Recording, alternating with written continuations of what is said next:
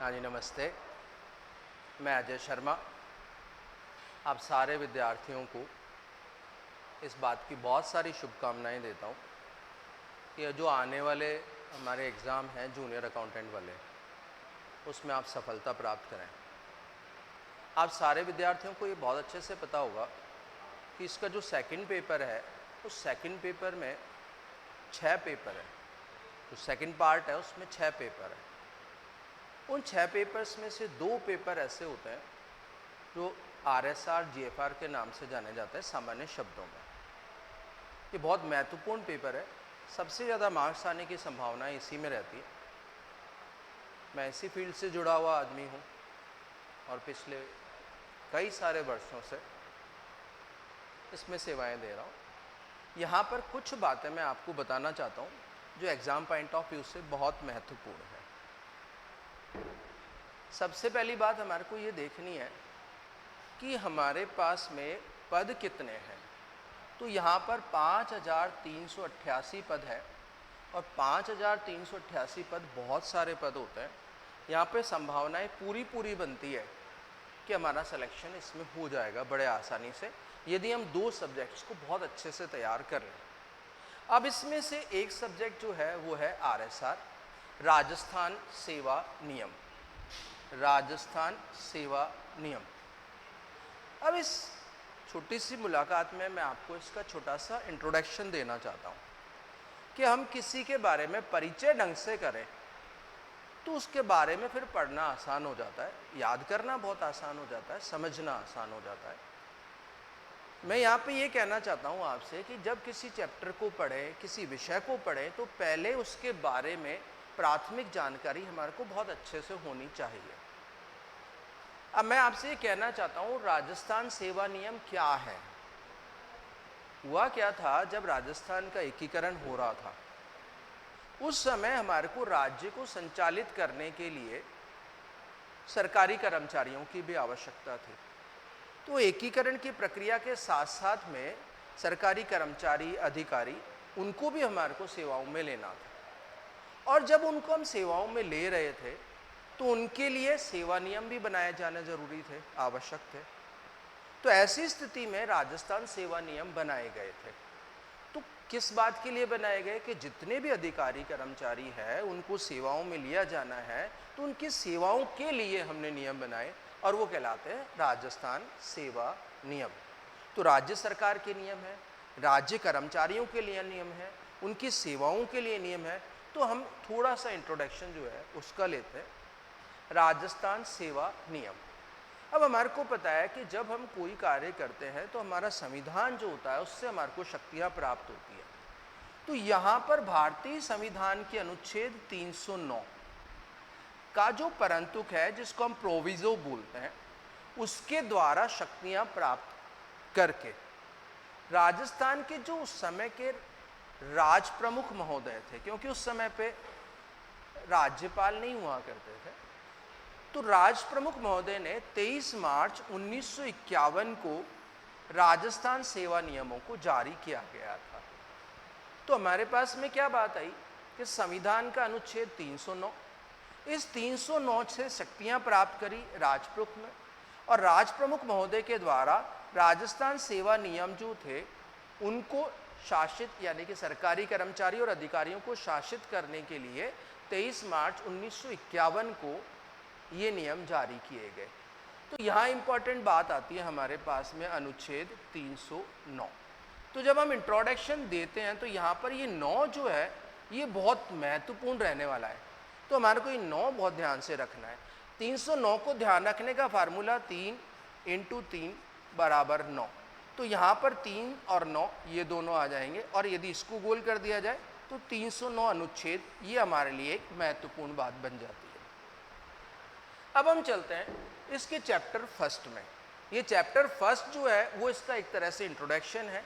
सबसे पहली बात, जब भी हम RSR पढ़ें, कोई सा भी चैप्टर पढ़े, तो हमारे को ये पता होना चाहिए कि उस अध्याय में नियम कितने हैं।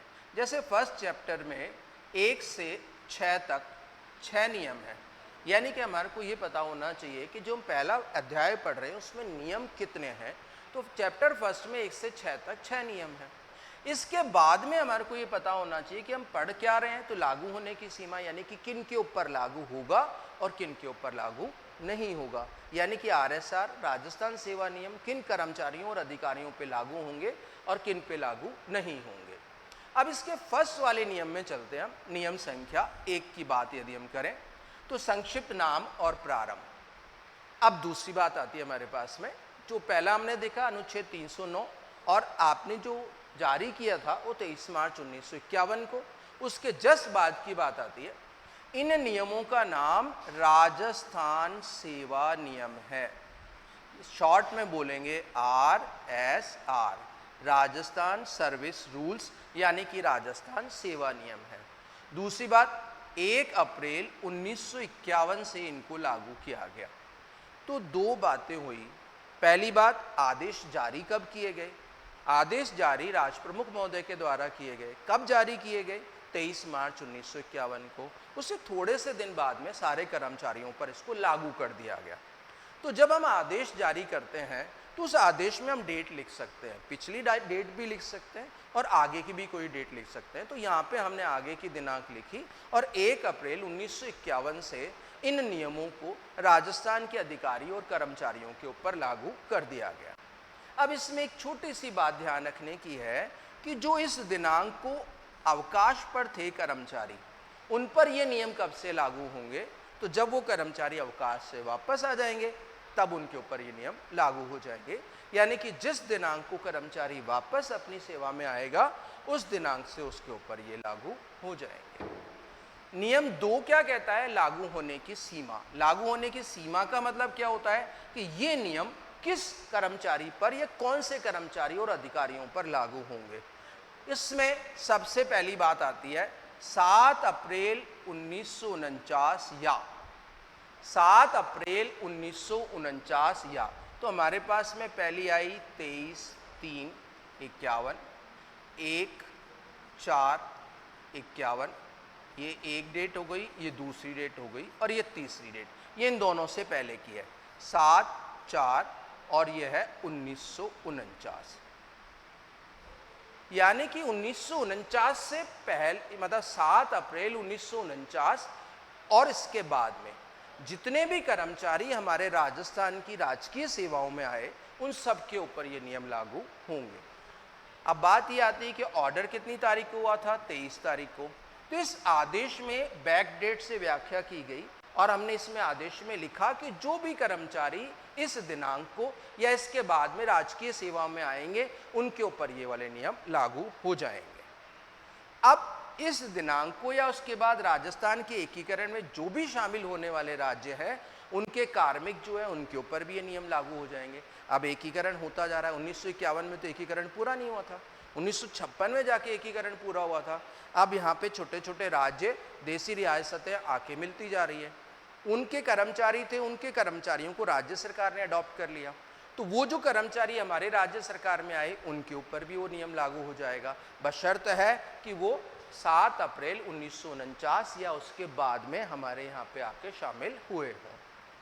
उन समस्त व्यक्तियों पर जिन्हें राज्य सरकार या किसी प्रय संविदा करने वाली राज्य सरकार या संविदा के आधार पर ऐसे पदों सेवाओं पे नियुक्त किया गया हो, उस समय पर गवर्नमेंट ने कॉन्ट्रैक्ट करके जिन लोगों को सेवा में लिया और राज्य सेवा में जिनको शामिल कर लिया गया उन सभी लोगों के ऊपर ये नियम लागू होंगे। तो हमने क्या कहा? ये वाली डेट हो गई, एकीकरण में शामिल जितने लोग हो गए वो सारे हो गए, कॉन्ट्रैक्ट पे जिनको लिया और बाद में सेवाओं में ले लिया उनको इसमें शामिल कर लिया जाएगा। उन व्यक्तियों को जो प्रारंभ में किसी संविदा के आधार पर लिए गए और बाद में उनको नियमित आधार पर नियुक्त कर दिया गया उनको भी इसमें शामिल किया जाएगा। डेट याद रखनी है 7 अप्रैल और 1949। उन अधिकारियों पर जो केंद्र सरकार अथवा अन्य प्रादेशिक सरकार बीच में अब हमारे को एक चीज़ ध्यान रखनी है कि ये नियम जो थे ये इन लोगों के ऊपर तो लागू हो गए। अब किन लोगों के ऊपर ये नियम लागू नहीं होंगे? तो तुरंत फटाफट हमारे को याद होना चाहिए किन लोगों पे लागू किया गया इस नियमों को। तो लागू किस किस पे किया गया? 7 अप्रैल 1949 या उसके बाद में सेवाओं में आए कर्मचारी। सेकंड, एकीकरण में दूसरे राज्यों से या आपकी जो रियासतें हैं उनके जो कर्मचारी आके राज्य सरकार में आ गए उन पर। संविदा वाले कर्मचारियों को जिनको सरकार में ले लिया गया, कॉन्ट्रैक्ट पे लिया गया और बाद में जो नियमित हो गए उन सब के ऊपर लागू हुआ। अब ये नियम जो है कुछ लोगों के ऊपर या कुछ कर्मचारियों पर लागू नहीं होंगे। उसमें पहली बात ये आती है कि यदि हमारी राज्य सरकार में सेंट्रल गवर्नमेंट से या बाकी स्टेट गवर्नमेंट्स हरियाणा, पंजाब, उत्तर प्रदेश से यदि कोई कर्मचारी प्रतिनियुक्ति पर आता है तो वो तो उसी राज्य का या केंद्र का कर्मचारी माना जाएगा, तो उसके ऊपर हमारे नियम लागू नहीं होंगे। उसके ऊपर जहाँ से केंद्र से आया है तो केंद्र के नियम लागू होंगे, और यदि अन्य राज्य सरकारों से आया है तो अन्य राज्य सरकारों के नियम लागू होंगे। ये पहली बात हुई। तो केंद्र और राज्य सरकार के कर्मचारियों पर ये नियम लागू नहीं होते। दूसरा, राजस्थान के उच्च न्यायाधिपतियों पर ये नियम लागू नहीं होते हैं क्योंकि संवैधानिक पोस्ट है और उनके नियम जो होते हैं वो संविधान के अनुच्छेद, अभी नेक्स्ट जो बता रहा हूँ, उसके ऊपर आधारित होते हैं। इसलिए इनके ऊपर उच्च न्यायाधिपति जो है इनके ऊपर ये नियम लागू नहीं होते। तीसरी बात पे आइए कि उच्च न्यायालय के जो न्यायिक कर्मचारी हैं वो और न्यायाधीश जो है वो, उनके ऊपर क्या होता है कि संविधान का अनुच्छेद 229, अभी हमने कहा था कि 9 बहुत महत्वपूर्ण रहने वाला है, तो यहाँ पे फिर आ गया 229, इसमें आ गया 9।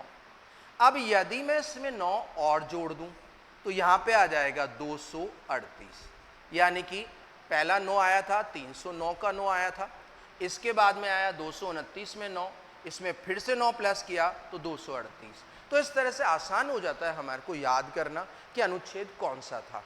तो यहाँ पर क्या बात आती है कि आपके उच्च न्यायालय के अधिकारी और जो न्यायाधिपति है इनके ऊपर संविधान के अनुच्छेद 229 और अनुच्छेद 238 के अंतर्गत बनाए गए नियम जो होते हैं वो लागू होते हैं, ना कि राजस्थान सेवा नियम। तो इन अधिकारियों और कर्मचारियों के ऊपर भी आरएसआर लागू नहीं होगी। तीसरी बात ये आती है कि आरपीएससी जो है उसके चेयरमैन और आरपीएससी के सदस्य जो होते हैं वो भी संवैधानिक पद होते हैं, उनके ऊपर भी आरएसआर जो होती है लागू नहीं होती है। अब यहाँ पे फिर से बात ये आती है कि आरपीएससी के जो सदस्य हैं और आरपीएससी के जो चेयरमैन हैं उनके ऊपर कौन से नियम लागू होंगे, तो अनुच्छेद 318 के अंतर्गत बनाए गए नियमों से वो शासित होते हैं, तो वो हमारे वाले नियम से शासित नहीं होंगे, यानी आरएसआर से शासित नहीं होंगे। 318, तो फिर से हमारी ध्यान रखने वाली बात है, हमारा मूल अनुच्छेद था 309, यदि इसमें 9 और जोड़ दिया जाए तो यहाँ पर आ जाता है 318। तो ये आरपीएससी वाला जो मामला है, इनके अध्यक्ष और सदस्यों के ऊपर अनुच्छेद 318 के नियम जो है उसके अंतर्गत बनाए गए नियमों से शासित होंगे। नेक्स्ट पॉइंट पे आता है, अखिल भारतीय सेवाओं के जो भी सदस्य हैं उन पे भारत सरकार के नियम लागू होंगे, ना कि राज्य सरकार के। आकस्मिकता प्रभार यानी कंटीजेंसी से भुगतान प्राप्त करने वाले कर्मचारी जो होते हैं वो राज्य सरकार के कर्मचारी नहीं माने जाकर केवल इसलिए लिए जाते हैं उनको कि कोई छोटे मोटे काम करवाए जा सके, तो उन कर्मचारियों के ऊपर भी आरएसआर लागू नहीं होती है। कार्यभारित यानी कि वर्क चार्ज कर्मचारी जो होते हैं, जैसे मान लीजिए कोई पुलिया बन रही है और उस पुलिया को बनाने के लिए हमने मजदूरों को रखा, उस वर्क के ऊपर उनका चार्ज किया गया, तो ऐसी स्थिति में ऐसे कर्मचारी राज्य सेवा के कर्मचारी नहीं माने जाएंगे और उनके ऊपर भी ये नियम लागू नहीं होंगे। ये नियम ऐसे व्यक्तियों पर भी लागू नहीं होते जिनकी नियुक्ति और सेवा शर्तों की किसी विशिष्ट या पृथक रूप से नियम बना दिए गए हों। यानी कि यदि कोई ऐसा वर्ग है, संवर्ग है कर्मचारियों का जिनके लिए अलग से नियम बना दिए गए, तो वहाँ पर भी आरएसआर लागू नहीं होगी। इसी तरह से औद्योगिक परिवार अधिनियम जो है, औद्योगिक परिवार अधिनियम 1947, इसके अंतर्गत जो भी व्यक्ति कामगार की परिभाषा में आता है उनके ऊपर भी ये नियम लागू नहीं होते हैं।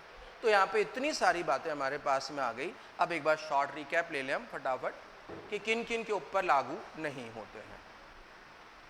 First, central government, state government. Second, हमारे न्यायाधिपति। थर्ड, न्यायाधिपति के साथ में जो न्यायिक अधिकारी और कर्मचारी हैं उनके ऊपर यहाँ पे अनुच्छेद 229 प्लस 9 करेंगे तो 238। आरपीएससी के चेयरमैन और सदस्य तो 309 में 9 जोड़ा था तो 318 हमारे पास में आ गए थे। इसके बाद में आईएएस ऑफिसर्स और जो बाकी अखिल भारतीय सेवाएं हैं वहाँ पर सेंट्रल गवर्नमेंट के नियम लागू होंगे। आकस्मिकता यानी कंटीजेंसी प्रभार वाले जितने कर्मचारीगण हैं उन पे आरएसआर लागू नहीं होगा और वर्क चार्ज जो है उसके ऊपर ये नियम लागू नहीं होंगे। या कामगार की श्रेणी में यदि कोई व्यक्ति आता है तो उसके ऊपर नियम लागू नहीं होंगे और यदि किसी समूह के लिए अलग से सेवा नियम बना दिए गए तो उनके ऊपर ये नियम लागू नहीं होते हैं। अब इसी अध्याय का नियम संख्या 3 आता है। नियम संख्या 3 क्या कहता है हमारे को?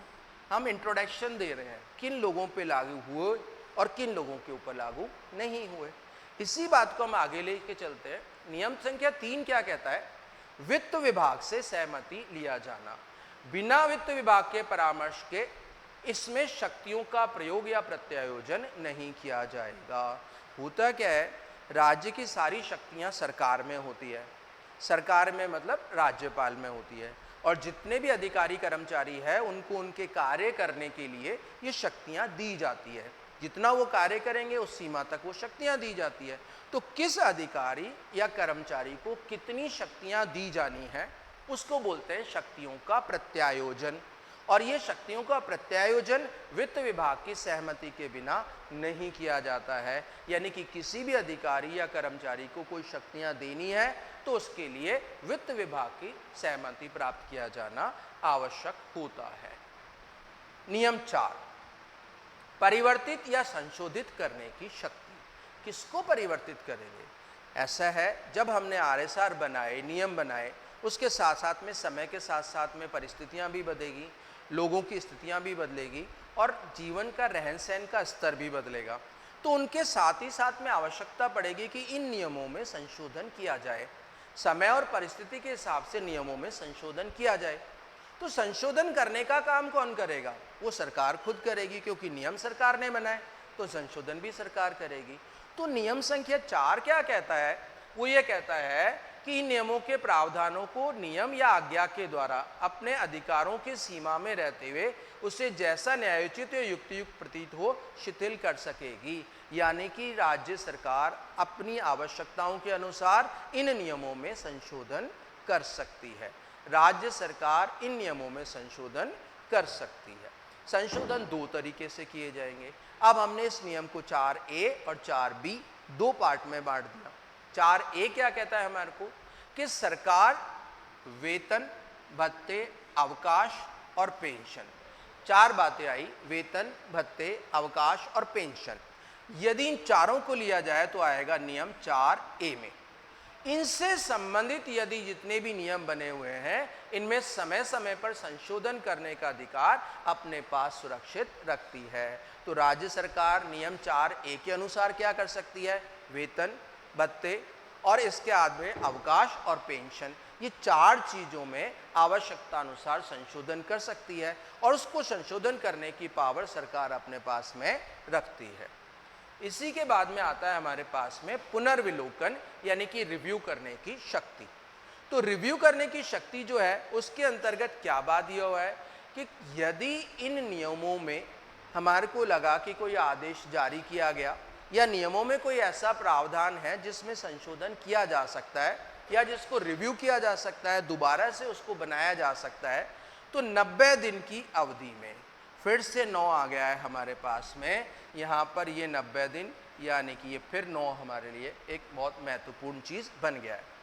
तो जैसे ही सरकार के नोटिस में वो तथ्य आएगा जिसमें परिवर्तन किया जा सकता है, उसके तथ्य को ध्यान में आने के 90 दिन के भीतर भीतर आप क्या कर सकते हो? पुनर्विलोकन यानी कि रिव्यू कर सकते हो।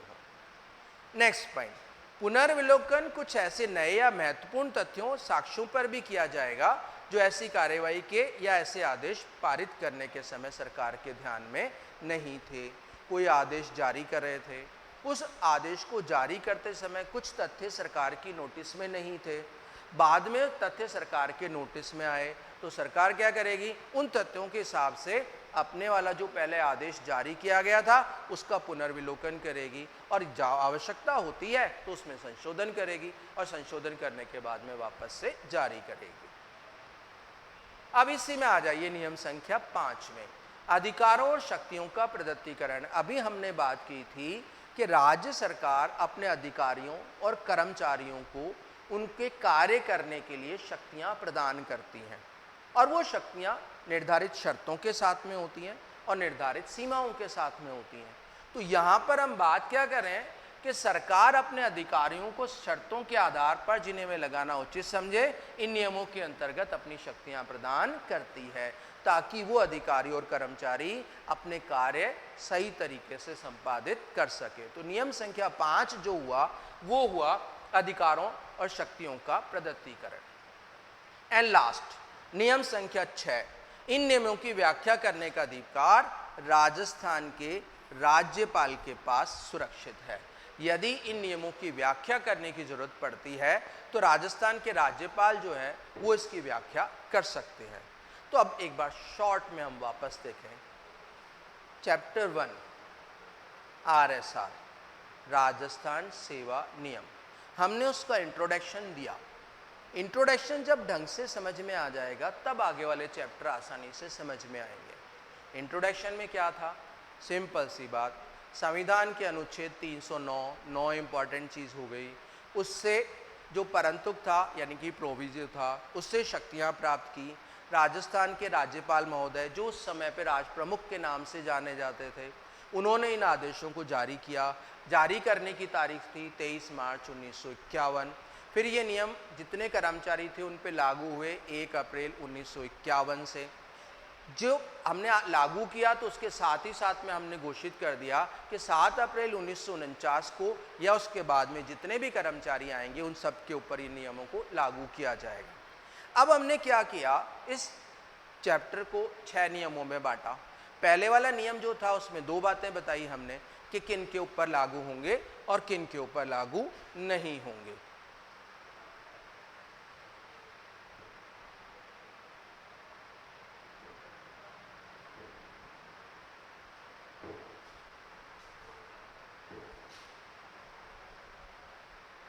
ये रहा फर्स्ट वाला जो था, इसमें हमने इसका संक्षिप्त नाम और प्रारंभ बताया 51 और 1/4/51 से लागू किया। सेकंड वाला जो नियम था इसमें हमने बताया कि किसके ऊपर लागू होंगे और नहीं होंगे। तो जब हम लागू किए तो उसमें सिंपल सी 4 बातें करनी है।